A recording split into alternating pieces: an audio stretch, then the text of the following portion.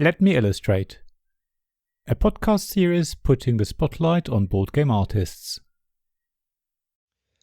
Hello, thanks for having me on the podcast, Oliver. My name is Rob. I'm the head design and artwork person at SDR Games.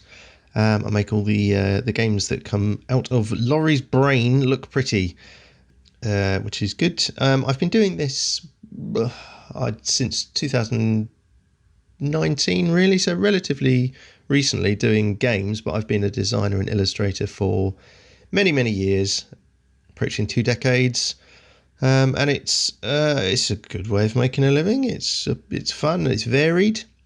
I got into it just at the beginning of the pandemic, so probably around the time when everyone's thinking about doing something a bit different, bit of a change of direction, reassessing their lives, all that sort of stuff. Our first game was Pugs in Mugs, which was a collaboration with a little design agency, Don't Panic Design. It was designed by their head honcho, Stuart, and we thought, look, we've got some time. I was on furlough at the time, which was ruddy marvellous, because it gave me the opportunity to pursue something that otherwise I might have been a bit more cautious about. So we got stuck in virtually all remotely. We're talking to each other on Discord and so on. And we released that game during the pandemic, which is pretty cool. The style I'm best known for really is probably bright, sort of cartoon style. Pugs in Mugs was our first game, and that was a great opportunity to get really good at drawing tiny little chubby dogs in lots of silly poses and outfits and things. And that was very, very bright, lots of colour, lots of sort of clean line, cartoony style. That's probably the work I'm most proud of, actually, because it got us started, got SDR sort of rolling, and it was just a great experience to produce something meaningful that people have had a bit of joy from during what was a pretty rubbish time. When I'm creating the artwork, obviously it has to be relevant to the game that we're producing, but I like to try and inject some fun and some visual flair and create things that I would like to look at and I would like to hold in my hand if it's a card or whatever. So I always try and make them colourful and engaging and just good to look at. The most important part of making artwork for a board game is ensuring that you're nailing the theme and trying to make something original whilst doing that. So if we're making a game about, I don't know, dystopian future or something, have a look at other games that are out there and try and put your own spin on it. Because the worst thing is just looking sort of homogenized like everyone else. So what we really try and do at SDR is have our own sort of unique style, so that hopefully, even without the box and the logo, you'd recognise who's produced the game. At least that's the goal in the long run. The most challenging part of making artwork for a board game is probably creating a sense of consistency across everything, all the elements that you have to do, tokens, characters, cards, board, all that kind of thing. Bringing all that together so that it's a kind of cohesive visual aesthetic, which sounds incredibly pretentious, but that's what you're trying to achieve, right? You want people to be immersed in the game, in the theme.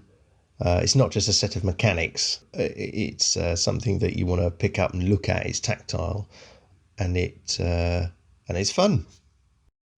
The longest I worked on art for a game was probably, again, Pugs in Mugs. It was our first game, but it was, compared to Earth Rising, it was more labour intensive in terms of illustration. With Earth Rising, there was a lot of photography manipulation and sort of graphic design, whereas Pugs in Mugs was 80% illustration, and I'm borderline OCD perfectionist, so it took a while. I was at it for, not solid, but I was working on it for over a year, which makes it all the better when we completed it and got it out there. It was very satisfying.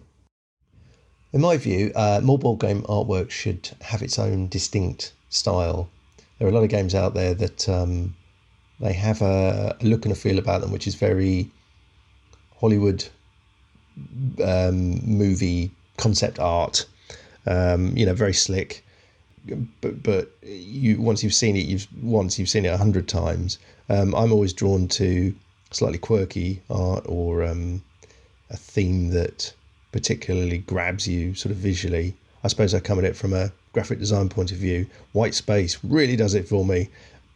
There are a few games out there where there are these almost white boxes with sort of minimal art on them, and it just looks really slick, and it jumps off the shelf more readily than something with sort of kind of overworked visuals. But I'm probably just picky.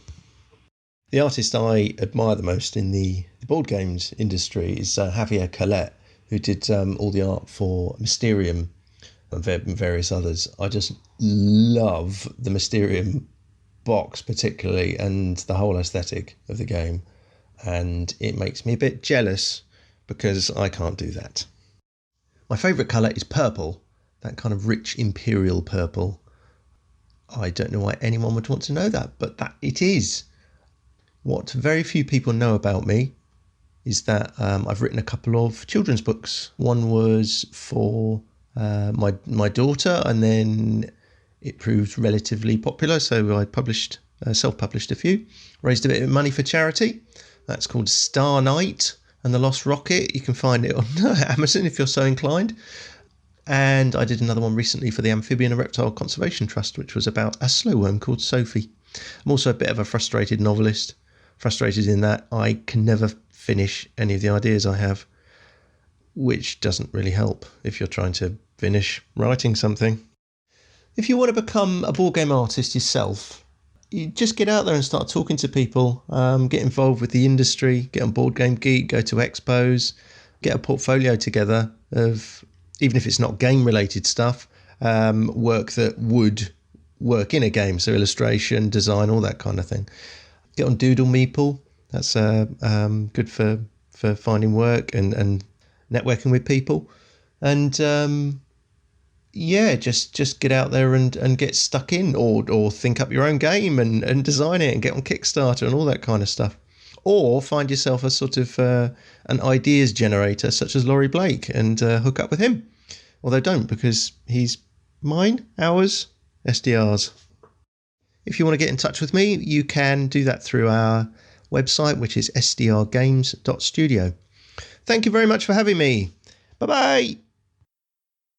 This podcast was made possible by the generous help of my Patreon supporters. Royal Patrons Nicholas Higgins and Sean Newman. Castle Guards David Miller and James Naylor. Dice Masters Alex Bardi, Paul Grogan and Robin Kay. And Shining Lights Gavin Jones, Sarah Reed, Richard Simpson and Tim Vernick.